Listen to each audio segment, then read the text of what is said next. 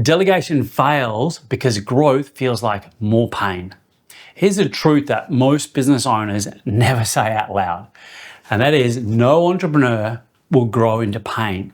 Owners say they want growth, but growth, as the business is currently designed, often means more hours, more decisions, more emotional load, more stress, everything sucks, and it all comes back to you. So even like super ambitious founders, they still stall.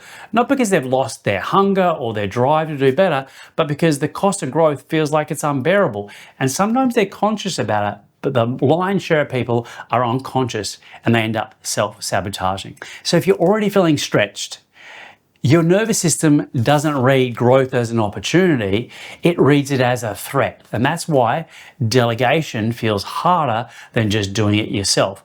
Not because you don't trust your team necessarily, not because you're bad at delegation, but because every task that you hand off seems to come back worse or slower or incomplete. And it's just, half the time it's like a lot easier and quicker for you to do it yourself. So you sort of step back in, you make sure you get in, you take control, you be the hero or the heroine, and you get it all sorted. And the business quietly learns a dangerous lesson, and that is growth equals pain. And this is how businesses plateau and stay at the same revenue band for years.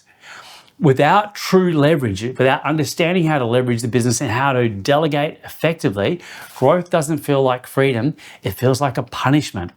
That's why effort stops working and people just get tired and they get burned out and they get adrenal fatigue. More hustle just creates more pressure. And the first lever we need to fix is not necessarily the growth, it's not doing more, it's removing the pain from the system. So when delegation is designed properly, then growth stops hurting.